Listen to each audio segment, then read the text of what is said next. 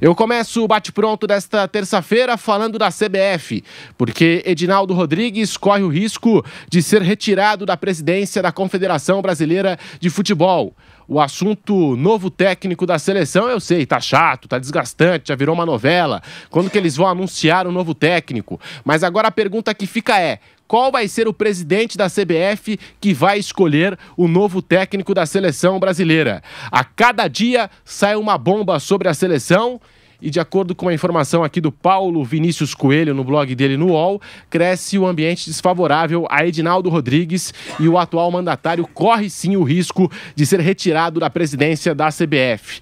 E esse ambiente se dá por causa da assinatura de Antônio Carlos Nunes, o Coronel Nunes, no documento que selou o acordo que permitiu a permanência de Edinaldo no cargo.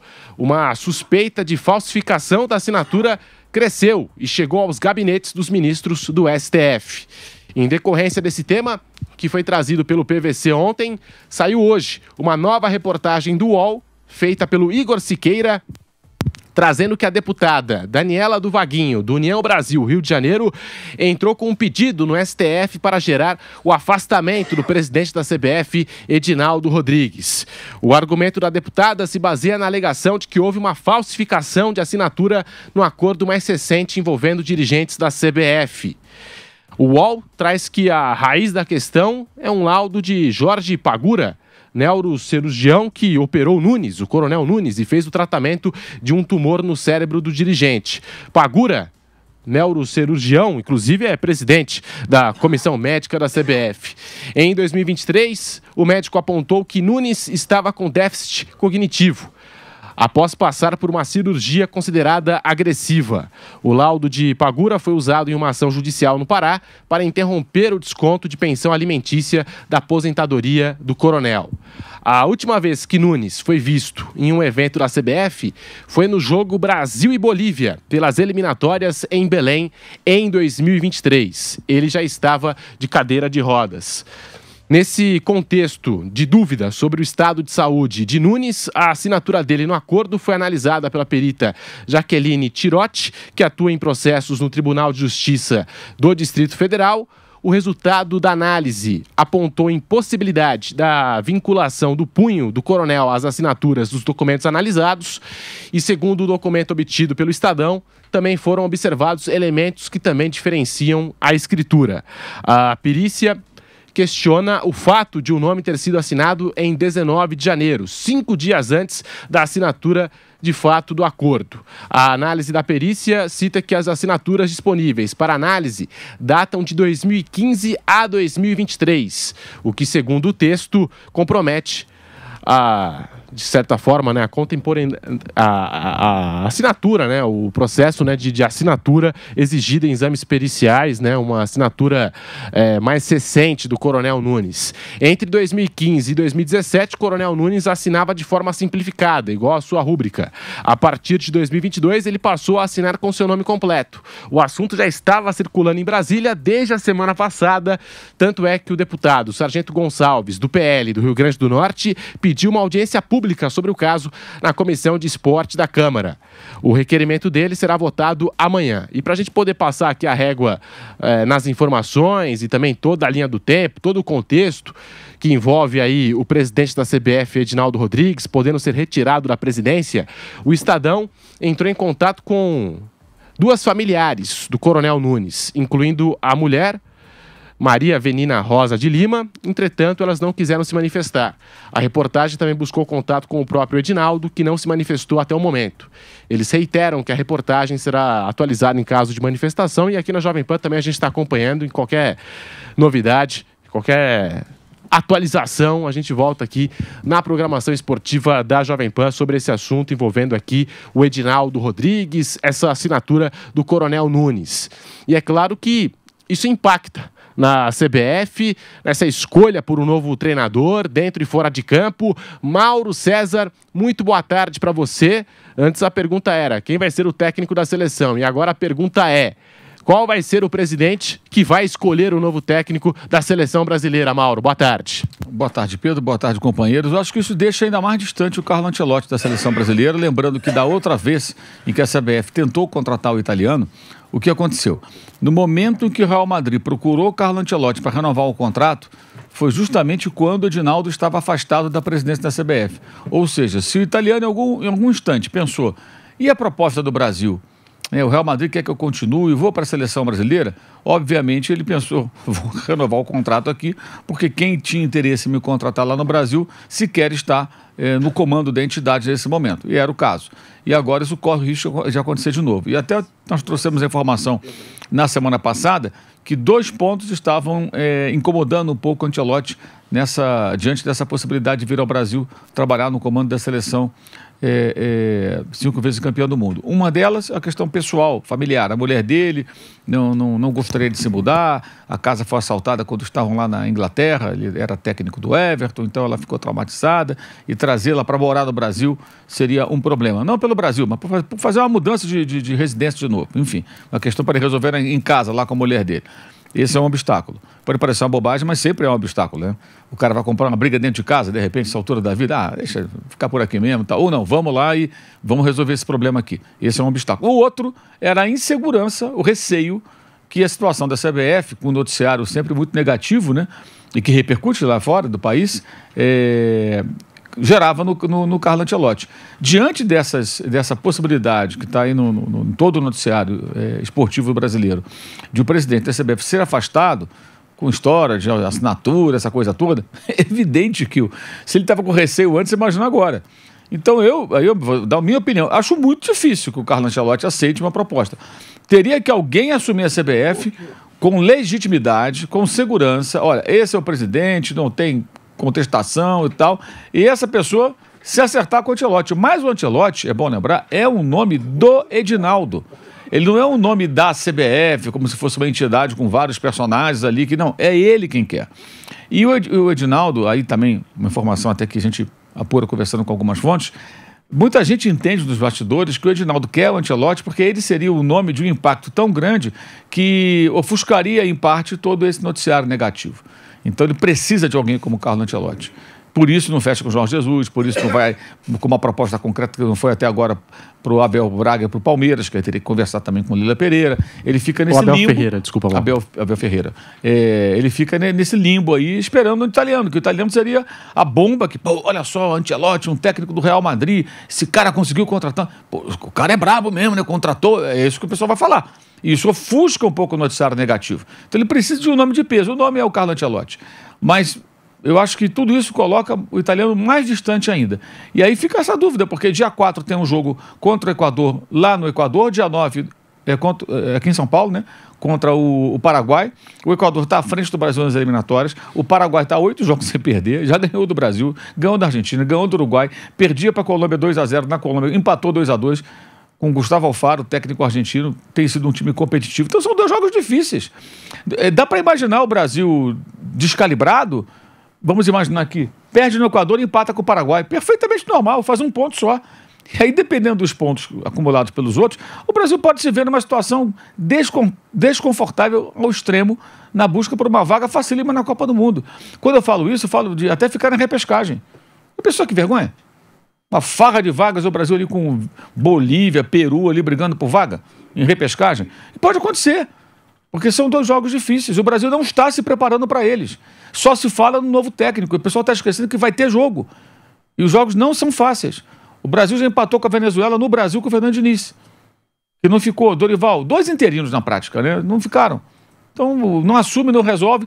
Porque vamos imaginar que o Edinaldo, ficando ou não na CBF, ele já tivesse contratado não consegue o Ancelotti, ele vai contratar o Joãozinho da esquina. Mas o Joãozinho já estaria com a lista de convocados, já estaria trabalhando, já estaria com a sua comissão técnica, já estaria dialogando com as pessoas da CBF, pensando no time que ele vai montar, no sistema de jogo, estudando o adversário. Como é que joga o Equador do Sebastião Becassese, né? E como joga o time dos 2 técnicos argentinos, né?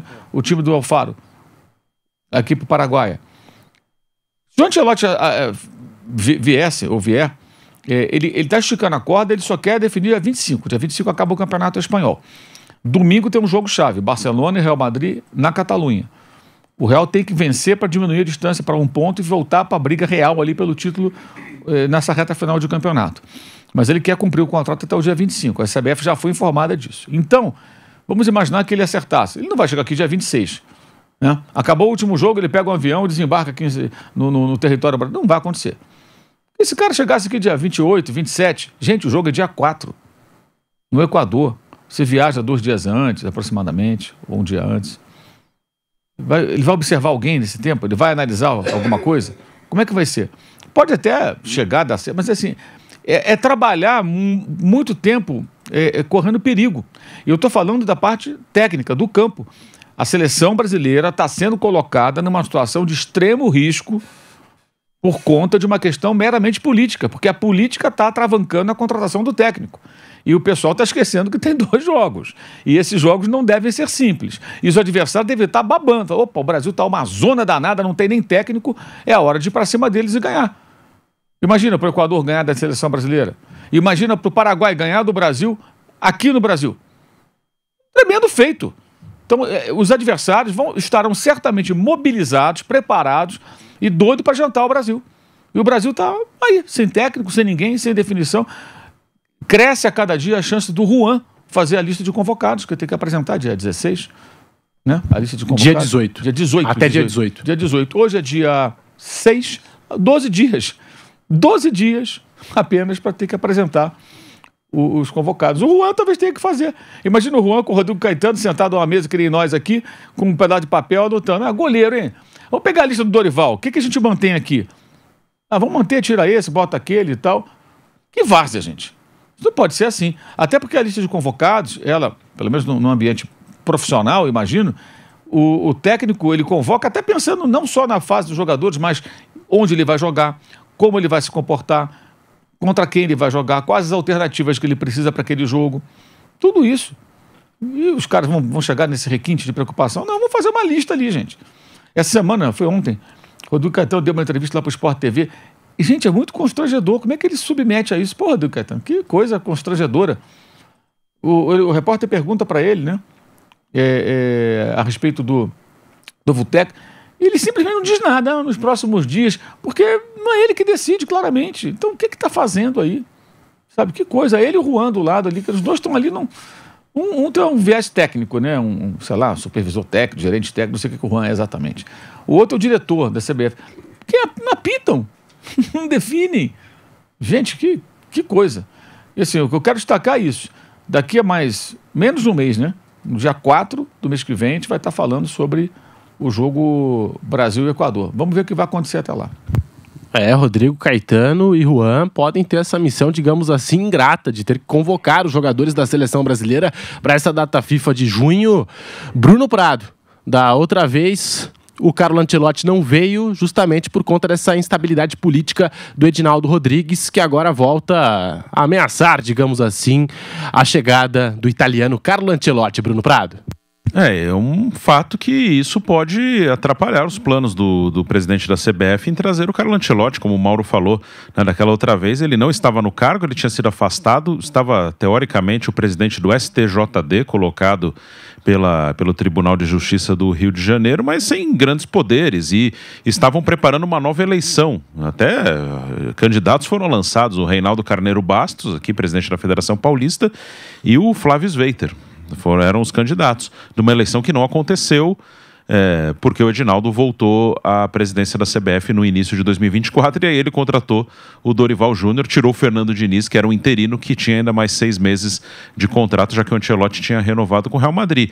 E isso pode acontecer de novo, né? É uma dúvida, ninguém sabe o que vai acontecer. O presidente da CBF, ele esteve muito exposto nos últimos meses, e isso não é bom politicamente para ele, que é um político, né? Os dirigentes de futebol, eles são políticos, eles disputam eleições, né? Quem disputa eleição precisa de voto, é política, tem que fazer política. Aí eu não estou falando nem de uma maneira pejorativa, não. Quem disputa eleição precisa correr atrás de voto, precisa fazer política, né? Seja no ambiente que for, seja numa eleição uma eleição popular para presidente, governador, prefeito, ou numa eleição numa entidade ali, que tem um grupo fechado, um colégio eleitoral mais fechado. Então, o Edinaldo é um político do futebol, venceu a eleição aí com unanimidade, então fez bem essa articulação ali entre federações e clubes, mas ele está muito exposto. E até por isso acho que dois movimentos devem acontecer. Um, ele tentando acelerar a contratação de um técnico para criar uma nova notícia.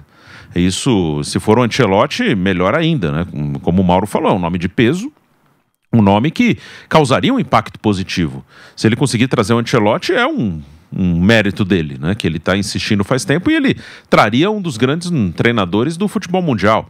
Então, para ele, se ele conseguir isso aí semana que vem, depois do Barcelona e Real Madrid, para ele seria maravilhoso, pelo nome, pelo impacto e pelo momento. Mudaria o foco, seria uma nova notícia e uma notícia positiva. Mas dá para entender perfeitamente se o Ancelotti ficar receoso. Aí ele pode pensar, tá bom, eu topo o convite, mas daqui a pouco o presidente pode não ser esse, e aí o que acontece? Vai ser outro presidente, como é que vai ser? Eu tô conversando com esse aqui, aí vai chegar um outro que eu não sei nem quem é. Então é uma coisa realmente complicada. Vocês falaram aqui sobre a possibilidade do Juan ou do Rodrigo Caetano, ou até, quem sabe, trazer Ramon Menezes de volta, né? Que está ali na CBF, é técnico da Sub-20, de alguém fazer a lista que chamam de lista larga, né? Com uma pré-lista que na última convocação do Dorival até foi divulgada publicamente, uma lista com mais de 50 nomes. Eu já não descarto a possibilidade de algum deles dirigir a seleção em junho. Porque o que pode acontecer? O Edinaldo pode seguir até lá como presidente da CBF, pode continuar e trazer um técnico? Pode acontecer isso, tem essa possibilidade, mas tem a possibilidade dele não estar no cargo. E aí, quem que vai contratar um novo técnico? Um técnico topa o convite do Edinaldo sabendo que existe essa possibilidade dele não estar na presidência? Então, eu já não descarto nem que não tenha um técnico no jogo. É uma situação que está aberta, está indefinida. Enquanto tem uma dúvida se o presidente da CBF vai seguir ou não, também entendo que um treinador, mesmo que não for o Ancelotti, mesmo se for outro treinador, entendo que esse treinador tenha uma dúvida se ele vai assumir ou não um cargo, aceitar um convite de um dirigente que está com a sua permanência em dúvida ali no cargo que ele exerce atualmente. Vai deixando o seu like no canal do YouTube Jovem Pan Esportes. Muito obrigado pela audiência. Flávio Prado, hein? Edinaldo Rodrigues corre o risco de deixar a presidência da CBF. Flávio, boa tarde. Boa tarde, Pedro, boa tarde, amigos. É um negócio maluco, né? Falsificação de assinatura e tal. Parece a história do tio Pedro, né? Não foi aquele tio Pedro que a moça foi com ele? Tio Paulo. Tio Paulo. Lembra do tio Paulo, que a moça foi com ele lá no banco?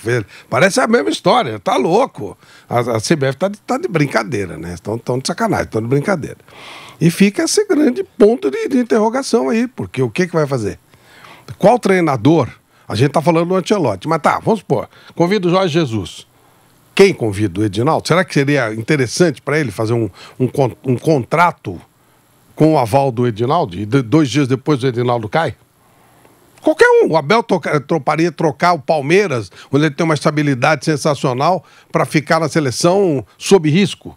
Porque quem garante que se o Edinaldo sair e vem X pro lugar dele, seja lá quem for, o cara vai querer manter o que ele trouxe? Eu diria até que ele não vai querer, só para fazer, agora eu vou colocar o meu time em campo. Vai ser aquele que eu quero. Não é só para mudar mesmo, já que todo mundo que chega quer fazer uma coisa diferente, né? Ele muda tudo, mesmo que seja mudar para ficar igual, mas ele muda. Então, realmente, é um grande ponto de interrogação. Essa hipótese de um cargo vago aí no jogo do Brasil contra o Equador e depois contra o Paraguai, podia convidar o segundo Castilho, né? Que ele é elegante e tal. Pelo menos chamaria atenção. Pelo menos por um tempo, faz 2 jogos pra gente aí e tal. Ele vem todo elegante, todo. Né? E ele é bom, ele faz. O time dele funciona, ué. Por que não? Mas realmente a gente fica brincando, mas é uma coisa muito séria. É uma coisa muito séria. Ué, é claro, o Edinaldo ainda não saiu. Mas ele sabe que ele vai ter que recuar. Ele tá com poder sob risco. Então. Né? É uma coisa assim, não tem o dono do barco. Quem é que vai estar nesse barco? Quem é que vai tocar? Quem é que vai dirigir? É complicado, sabe? Eu acho que deveria definir alguém. Tipo, vai ser o Ramon. Vai ser o Ramon. Pelo menos até alguém, até o jogo, pelo menos pro jogo, pelo menos por esse mês. E depois ver o que faz, a longo prazo, a médio prazo. Mas olha, Mas uma coisa a gente também tem que admitir, né? Quando você acha que chegou no fundo do poço, aparece o tio Paulo. É um negócio assim de maluco, né? Falsificação de assinatura, realmente, eu já vi de tudo na CBF, mas essa aí é nova, é um novo ingrediente. Impressionante como os caras conseguem gerar crise. Lógico que o futebol não está interessante, lógico que a coisa está complicada para a seleção, mas eles conseguem piorar, né? Eles conseguem gerar uma situação de crise, uma confusão, uma bagunça nessa situação em que a coisa já não está andando, já não está funcionando, e ainda eles conseguem complicar ainda mais. Quem terá tido a brilhante ideia de falsificar a assinatura, hein? Que coisa tosca, né? O negócio... Não, é incrível. Se você faz uma coisa aberta... Olha, ainda mais que você contou a história, né, da cirurgia, do Coronel Nunes, está incapacitado, como é que a gente vai fazer e tal. Existem alternativas jurídicas para você fazer isso. Olha, a pessoa que teria que assinar está incapacitada. Tem um vice, tem alguém que pode fazer isso. Agora, você simplesmente falsificar é um negócio meio... Mas, enfim, eu achei que... Fiquei um pouco... Mas não dá para ficar surpreso, não. Você, aqui, né, com relação à seleção e à CBF, nada surpreende. E eu gostei da sua sugestão esses dias para a seleção, hein? Você falou o nome do Scaloni. Para que ir para a Europa? Já tem o Scaloni aqui, não é, Flávio? Scaloni, e agora você sugerindo o segundo Castilho, pela elegância. Claro, pela elegância. Porque mas só emprestado. Ó, Barcelona empresta aí dois jogos o segundo Castilho, tá tudo parado. Porque realmente não dá. Até para fazer a proposta para alguém, você precisa ter alguém que faça isso, né? Se não tiver o Edinaldo, quem assume? Quem assume? Dá para saber quem assume isso aí? Tem algum nome? Tem 8 vice-presidentes. Mas normalmente é o mais velho. Mas aí eu não sei como seria que da outra vez que ele estava afastado, chegaram a convocar uma eleição que não aconteceu porque ele voltou. Antes era o mais velho, agora parece que caiu isso. Até na mudança de estatuto feita lá atrás, que foi o que gerou toda a questão, né, o pedido do Ministério Público, foi naquela assembleia em que mudaram o peso dos votos das federações para 3, os clubes da Série A2 e os da Série B1. E ali também definiram, pelo que eu me lembro, era o Marco Polo Del Nero ainda o presidente, de que não necessariamente, se o cargo ficar vago, teria uma eleição entre os vices, né? Não necessariamente o mais velho, porque também da outra vez que era para assumir o mais velho começou a se colocar como opositor, então teria uma eleição, que daquela outra vez que o Edinaldo estava afastado, quem determinou que teria uma eleição foi a Justiça do Rio. Aí determinou que deveria ter uma eleição que acabou não acontecendo. Mas na CBF, pelo que eu me lembro, nessa mudança feita pelo Marco Polo, se o cargo ficar vago, teria uma eleição entre os vices. Só os vices poderiam participar. Porque não podemos esquecer, Pedro, que saindo o Edinaldo, o poder dele, o poder da eleição, ele não cai. Ele tem o seu sucessor, tem uma regra que o Bruno está colocando. Digamos, uma eleição entre os 8 vices. Ele não... Porque existe muita gente interessada no cargo, né? A gente sabe disso. Tem a oposição lá do Ricardo Teixeira, teve aquele negócio do Ronaldo, que eu acho que era mais ou menos a mesma coisa. E só mais um detalhe, né? Os 8 vices atuais são os que foram eleitos na outra eleição, não nessa. Que dessa eleição que ele ganhou agora, ele só vai tomar posse para esse mandato daqui a 1 ano. E são outras pessoas. Alguns até foram mantidos, mas outros foram modificados. Então, se ele sai agora e se for seguir essa regra, poderiam disputar alguns que não estão eleitos vices para a próxima eleição, que não estão na chapa que foi eleita. Então, aí teria que fazer um tampão para esse, e na próxima o Edinaldo ganhou. Isso não anula, olha que loucura. Não sei se anula ou não, né? Não, mas faria uma eleição de vice, dos vices, até março. Aí faria uma nova eleição dos vices a partir da nova eleição. Porque a eleição foi ganha, ela foi regulamentada. A eleição, ela tá ok. Não sei se anularia também essa nova eleição. Mas por que anularia? Ela foi uma eleição regulamentar, todo mundo estava lá, assinou. Então, o presidente está impedido por X motivo. Então, nesse período que falta, os vices da última eleição. E em março, os vices da nova chapa. Pode acontecer, inclusive, isso. É muito doido, né? O Edinaldo assumiu após o Caboclo, agora ele foi eleito para o primeiro mandato à frente da CBF. o Edinaldo Rodrigues. Então, só passando aqui a informação da pré-lista que pode ser feita pelo Rodrigo Caetano, diretor executivo da CBF, e o Juan, que é o gerente técnico da seleção. O Brasil encara o Equador no dia 5 de junho, na cidade de Guayaquil, e o Paraguai no dia 10, aqui em São Paulo. A FIFA determina que a relação dos pré-selecionados seja enviada até o dia 18 de maio. Hoje já é dia 6 de maio. E a reportagem ainda apurou que não há necessidade de a lista ser assinada por quem vai ficar à beira do gramado e pode ser, inclusive, assinada pelo próprio presidente Edinaldo Rodrigues. A CBF não trabalha com a hipótese da próxima convocação não ser realizada pelo novo técnico, apesar do nome ainda não estar definido. E os nomes finais dessa convocação precisam ser escolhidos até o dia 26. Então existe essa possibilidade. Mauro César, Bruno Prado, Flávio, do Juan, que é o gerente técnico, e do Rodrigo Caetano, e eu não sei como é que está a situação deles, mas saiu uma informação não faz muito tempo que o Rodrigo Caetano e o Cícero Souza, que trabalhava no Palmeiras, aceitou o convite da CBF, os dois chegaram juntos, basicamente, à Confederação Brasileira de Futebol, que os dois não sabiam muito bem se a longo prazo eles ficariam na CBF, enfim, estavam esbarrando em algumas burocracias e não se sabia se os dois iam permanecer realmente na CBF. E agora o Rodrigo Caetano pode até mesmo definir a convocação da seleção brasileira, Mauro. É uma situação de total indefinição, né? Por isso que eu acho que é constrangedor, assim, o profissional que já tem uma trajetória aí por vários clubes, ficar numa situação como essa, em que você não tem poder de decisão, você não sabe quem vai ser o seu novo chefe, se houver mudança no comando da CBF, e não tem, assim, parece que não pesa nada, né, na escolha do novo técnico. Repito, porque a escolha tem sido não só técnica, porque não vou dizer que ela é só política, porque o nome em questão é de um grande treinador, mas ela tem um viés político mais forte do que técnico. Essa é a grande questão, porque a lógica é, eu gostaria do Ancelotti, mas não tem como você reunir tudo. Ter o italiano, contar com ele num período, numa data minimamente razoável, para que ele possa iniciar o trabalho e enfrentar esses dois próximos adversários da seleção brasileira nas condições adequadas. Isso é incompatível por conta do compromisso dele com o Real Madrid. Numa situação como essa, você vai para outro nome.